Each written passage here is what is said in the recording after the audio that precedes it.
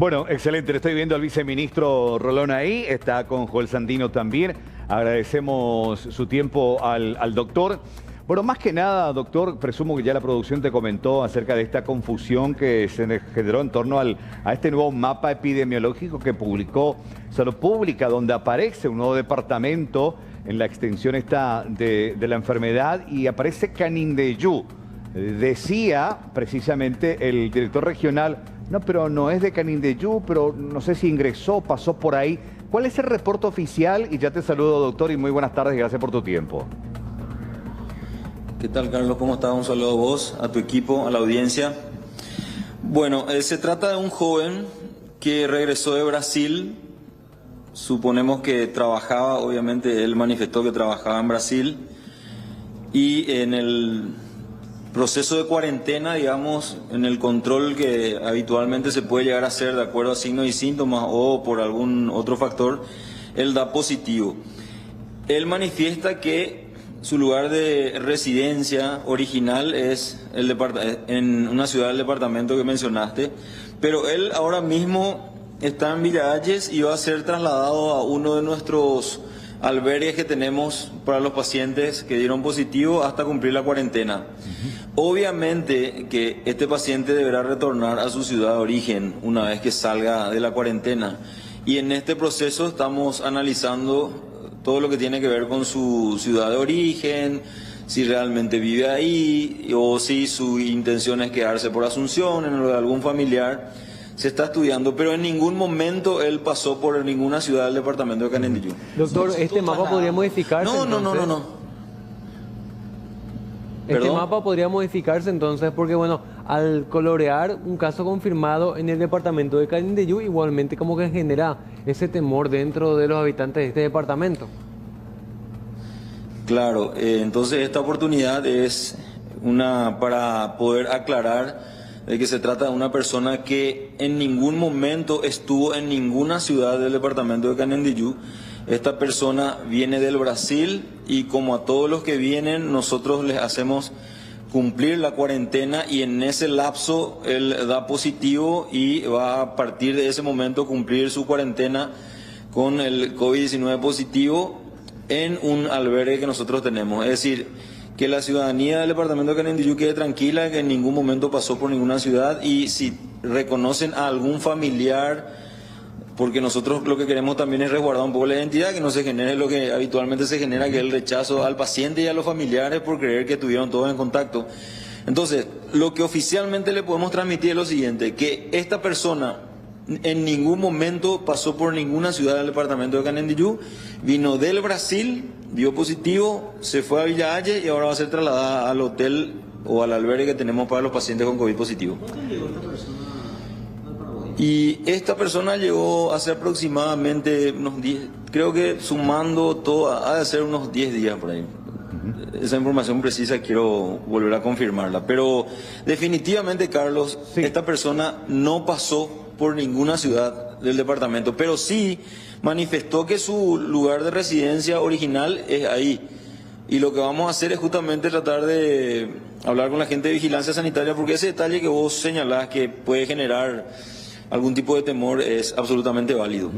Bueno, con relación al tema de, él estaba en un albergue, ¿significa que es el primer caso confirmado de alguien en un albergue y una vez confirmado se lo extrae y se lleva en un sitio que publicó el decreto en estos días el presidente de la República, específicamente determinado para casos confirmados?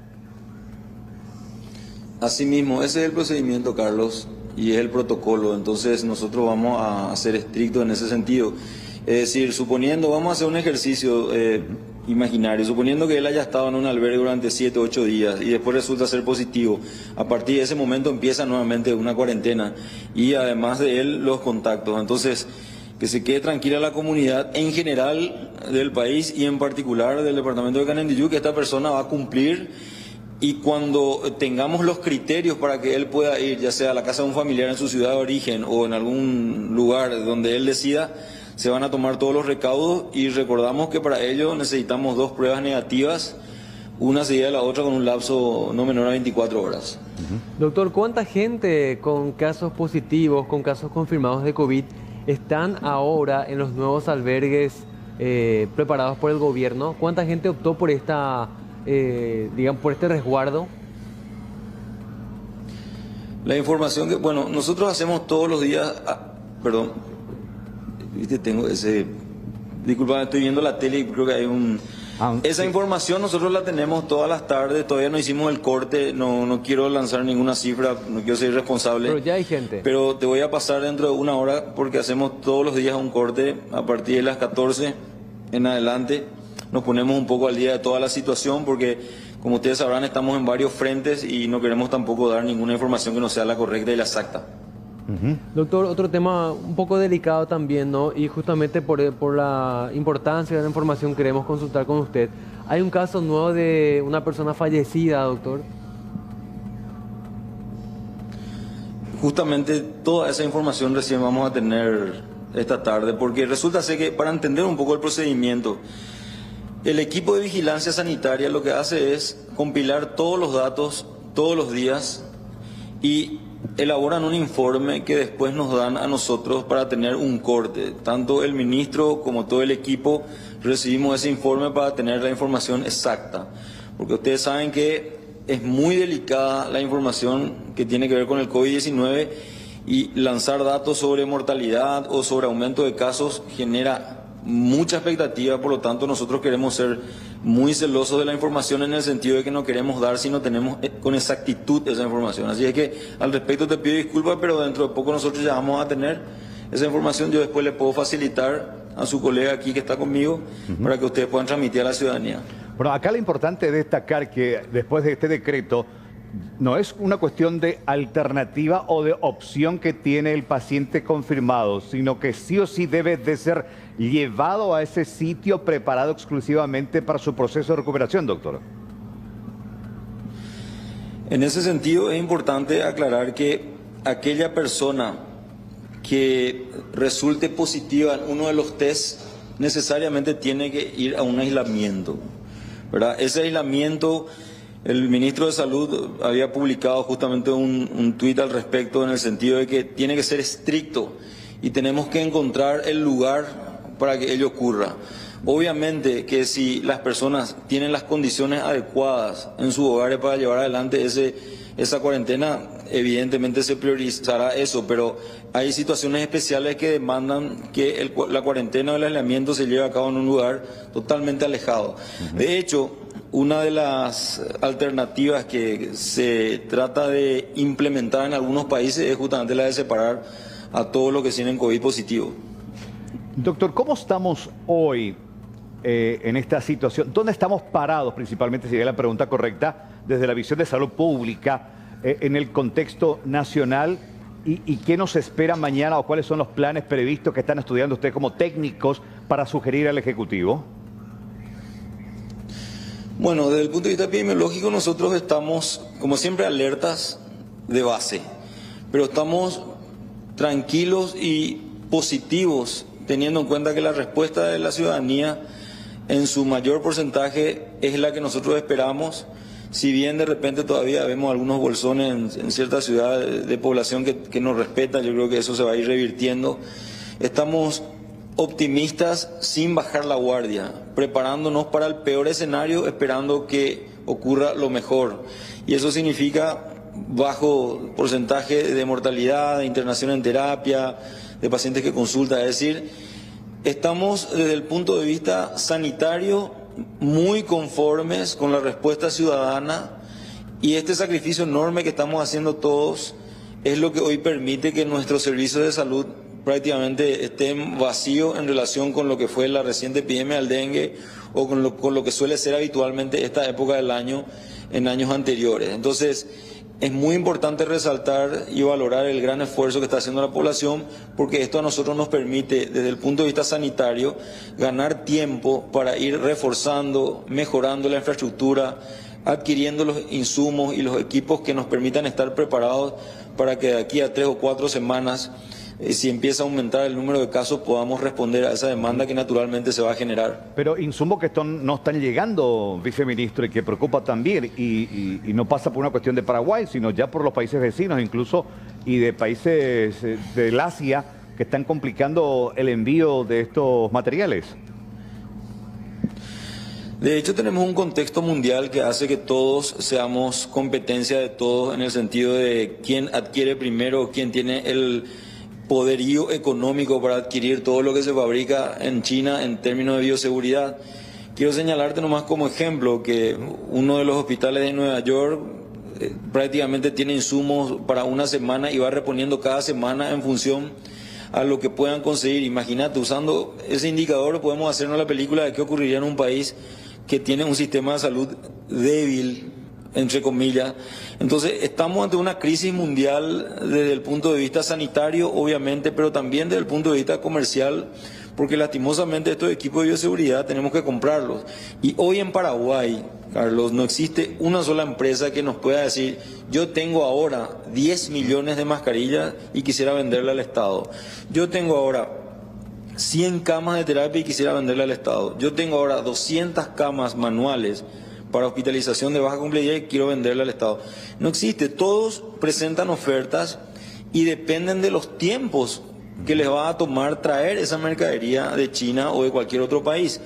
Y esta gran compra que hemos hecho, que si Dios permite, por lo que nos dijeron los empresarios responsables, van a llegar el 17, es algo que nos va a permitir tener un colchón, Carlos, colchón sobre el cual vamos a tener que seguir adquiriendo insumos, equipos de bioseguridad, porque la cantidad que figura en esta gran compra de casi 14 millones de dólares no es suficiente para planificar, enfrentar esta situación en los siguientes 4 o 6 meses. Entonces, lo que tenemos que entender es que estamos en un contexto extraordinario en donde administrativamente la ley, y eso es importante, la ley nos permite llevar adelante procesos abreviados, y en donde esos procesos abreviados nos permiten comprar de todos aquellos que puedan tener algo, porque lastimosamente hoy todos aquí en Paraguay ofrecen, pero en cantidades pequeñas, y también hay que agregarle que dependen de los tiempos de la llegada de sus mercaderías. Entonces, esta gran carga que va a venir el 17 nos va a permitir esperar con mayor tranquilidad. Claro. Con permiso, Carlos, sí. Juan y de la audiencia.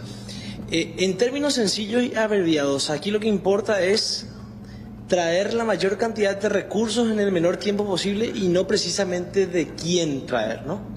Exactamente, lo podemos simplificar de esa manera haciendo la aclaración de que nosotros nos ceñimos estrictamente a la ley que regula las compras y las contrataciones, que es la ley 2051 de contrataciones públicas, y eso es importante entender porque muchas veces, ¿qué es lo que pasa?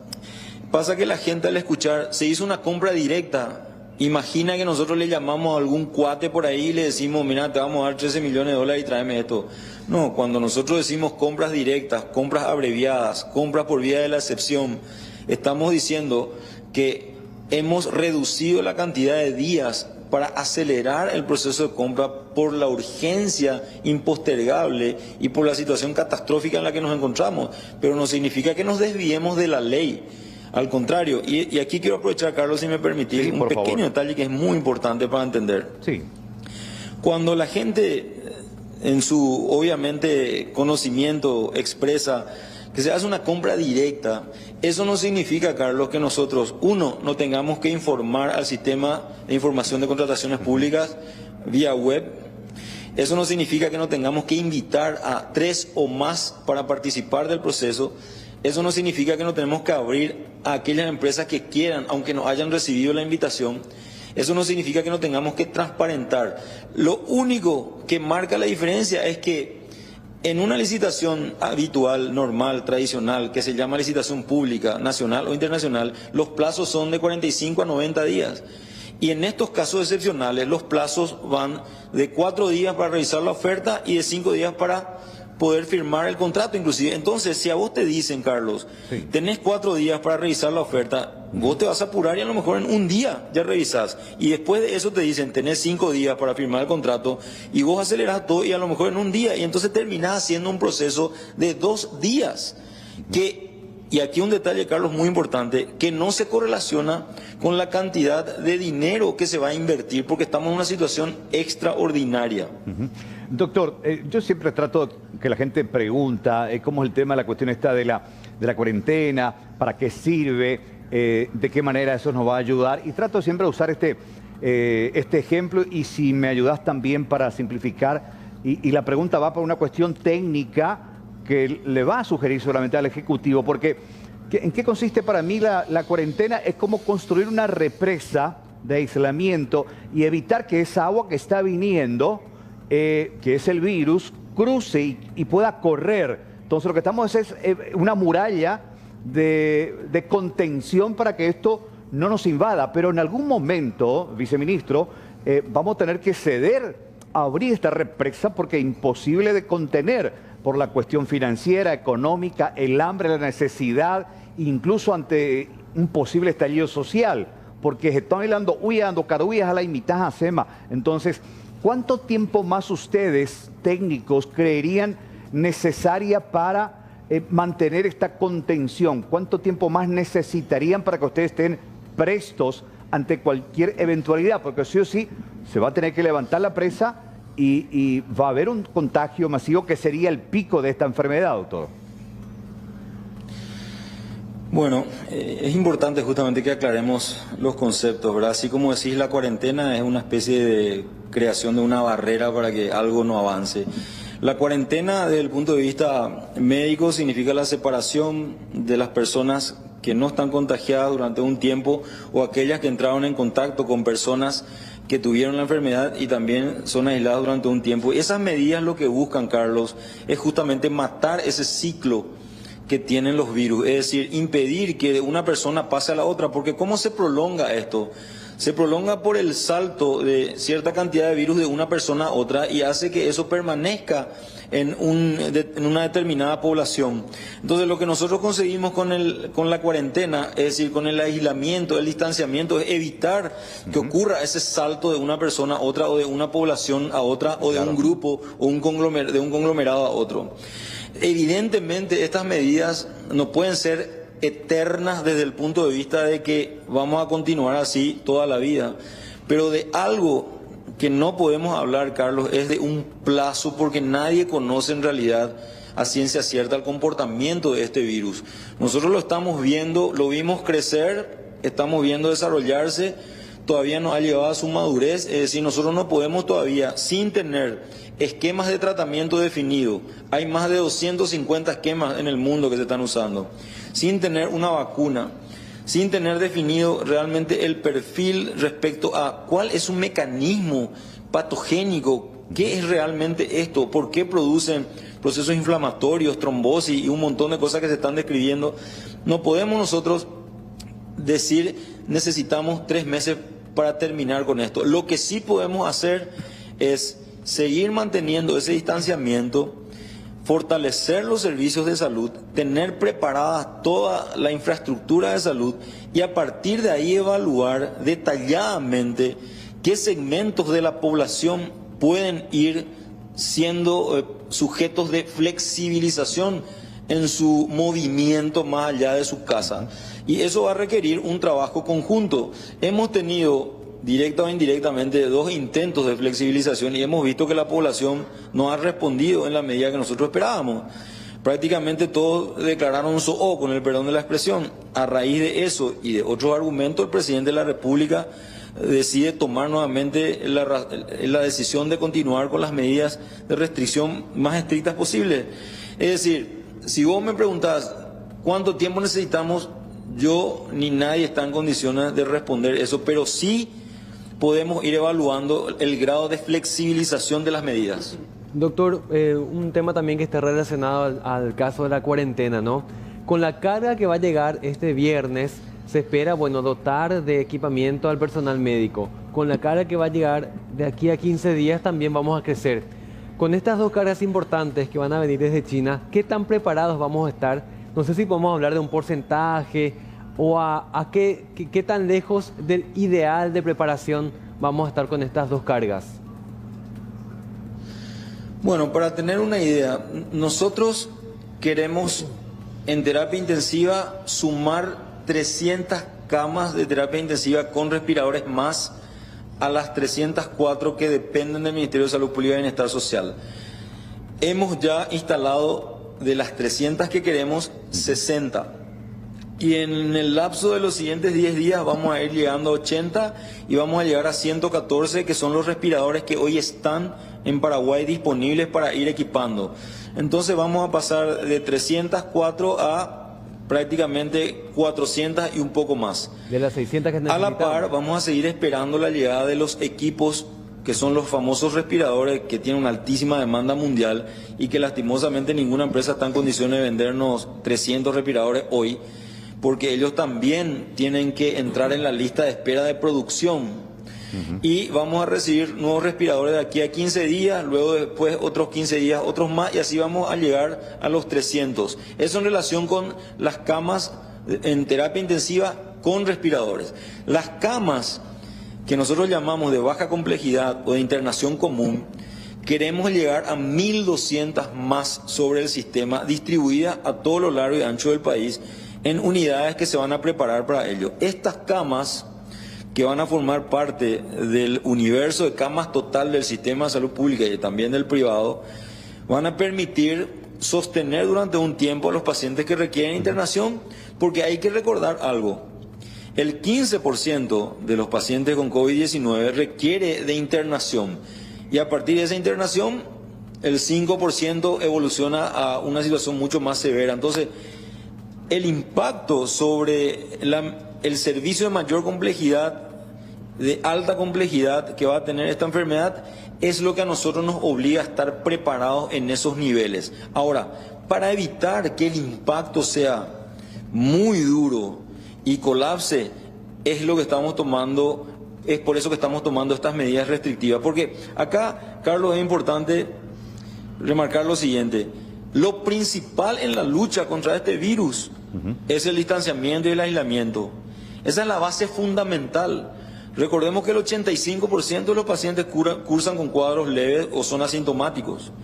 Y el 15% que requiere hospitalización es un segmento de la población que va a requerir de una alta complejidad, y para ellos nosotros tenemos que estar preparados. Es decir, si vos me decís hoy en qué porcentaje estamos, y bueno, si de 300 unidades de cuidado intensivo con respiradores, hoy tenemos 60 y dentro de unos días más 80, bueno, estamos casi en un 33% de lo que deseamos, ¿verdad?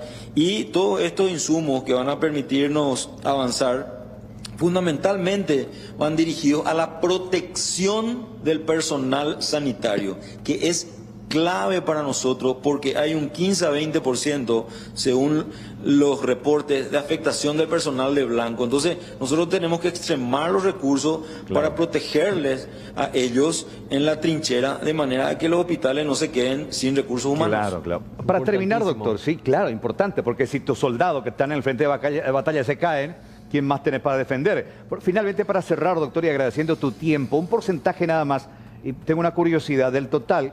Estoy viendo acá 8 fallecidos, que es la cifra actual que ayer justamente actualizó el ministro Mazzoleni. Del total, del porcentaje de 100% de fallecidos, hubo un porcentaje, todos ellos, la mayoría por lo menos, pasaron por terapia. La pregunta la voy a cambiar. Todos aquellos que pasaron por terapia intensiva, ¿lograron salir o todos fallecieron, doctor? El reporte que nosotros tenemos es de que todos los que pasaron por terapia intensiva no tuvieron una buena evolución. Doctor, gracias por tu tiempo. Un abrazo. Muy amable.